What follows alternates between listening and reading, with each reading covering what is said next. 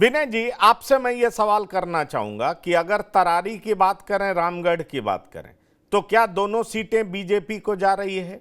और बीजेपी को ये दोनों सीटें जा रही है तो दूसरी तरफ हम बेलागंज की बात करें और इमामगंज की बात करें तो सुरेंद्र यादव के बेटे महागठबंधन से उतरने वाले हैं, ये चर्चा है, विश्वनाथ यादव, और उनके खिलाफ जेडीयू का उम्मीदवार होगा। और जहां तक इमामगंज का सवाल है तो इमामगंज हम कोटे में जाएगा और जीतन राम मांझी जिसको उम्मीदवार बनाना चाहें उसको उम्मीदवार बनाएंगे, अपने परिवार से किसी को एडजस्ट करेंगे, उनके विरोध में महागठबंधन से उदय नारायण चौधरी मैदान में होंगे। क्या कहते हैं आप?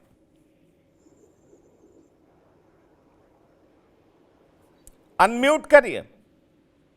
अभी जो हम लोग बात कर रहे थे कि बीजेपी में कुछ नाराजगी है, तो मेरा ये मानना है कि जो कुछ निचले स्तर के कार्यकर्ता है या जो कुछ भैया नेता है, उन लोगों में कुछ नाराजगी है। जो नीति निर्धारक लोग हैं बीजेपी के और जदयू के, वो नीति निर्धारक लोगों में पूरा सामंजस्य है, अब पूरी एकजुटता है।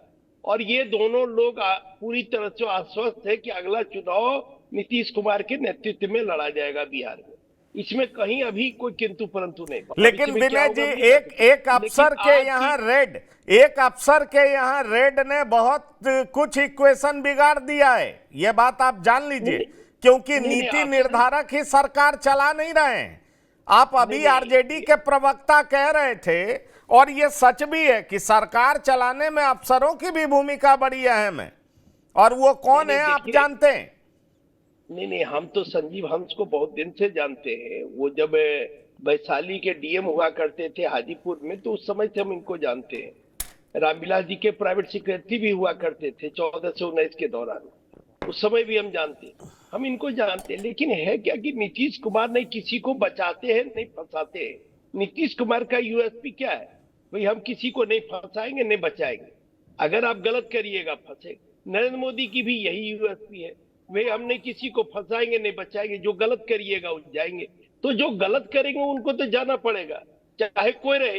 इसलिए ये स्पष्ट है कि नरेंद्र मोदी और नीतीश कुमार के राज में जो गलत करिएगा उसको जाना पड़ेगा, जो ठीक है उनकी चांदी है, उनका अच्छा रहेगा।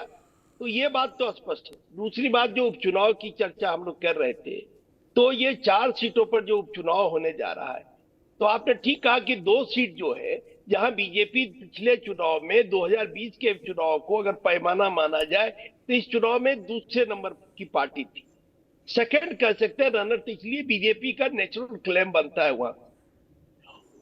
और 2 सीटें जो है, एक तो मांझी जी जीते थे और इमामगंज में जीते थे, और उदय नारायण चौधरी को लगातार 2 चुनाव से मांझी जी हरा रहे हैं। उदय नारायण चौधरी जब हारे थे 15 में, तो उस समय विधानसभा के अध्यक्ष थे। फिर बीच में भी उदय नारायण चौधरी हार गए, यानी कि जब नीतीश कुमार को छोड़कर उदय नारायण चौधरी गए, तब से उदय नारायण चौधरी चुनाव लगातार हार ही रहे। उदय नारायण चौधरी को नीतीश कुमार ने बड़ी शक्ति, बहुत सम्मान दिया। हालांकि ये शुरुआती बात है 2000 के आसपास का। उदय नारायण चौधरी को नीतीश कुमार अपने साथ लेना नहीं चाहते थे, लेकिन बहुत पैरवी करने के बाद उदय नारायण चौधरी को उन्होंने शामिल कराया और उसके बाद उनको बड़ा सम्मान दिया, 2 बार विधानसभा अध्यक्ष बनाया। बावजूद उदय नारायण चौधरी नीतीश कुमार को छोड़कर चले गए, और जब छोड़कर गए तो वो 2 चुनाव से हार रहे हैं। और इस बार मांझी जी हो सकता है अपने पुत्र को शायद वहां से लड़ाएंगे। तो फिर अभी जो स्थिति है उसमें मांझी जी का पलड़ा भारी है। और जो सत्ता का बिहार का जो अभी जनमानस है, उसमें भी कह सकते हैं जो सामाजिक बनावट है, उसमें भी एनडीए का थोड़ा बेहतर स्थिति है।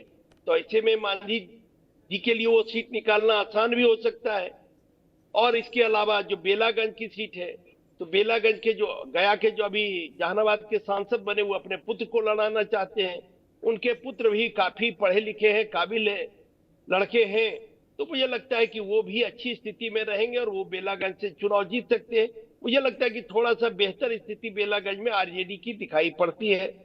रामगढ़ की सीट जगता बाबू के बेटे का नाम चर्चा में है कि उनके दूसरे एक बेटे तो उनके सांसद बन गए बक्सर से, और एक बेटा और चुनाव लड़ने की कतार में, हो सकता है उनको लड़ाया जाए। तो रामगढ़ भी परंपरागत कह सकते हैं ये सीट रहा है, समाजवादियों का ही इस पर कब्जा रहा। तो इसलिए यहां भी बेहतर स्थिति में आरजेडी अपने को देखती है। लेकिन अब चुनाव होने दीजिए। पिछले इन चार सीटों में से 3 सीटों पर 2020 के चुनाव में इंडिया गठबंधन का ही कब्जा था। केवल एक सीट, मांझी जी की सीट, एनडीए को मिली थी। तो उस हिसाब से 3-1 का फासला है और अब चुनाव होगा तो देखिए क्या रिजल्ट होता है।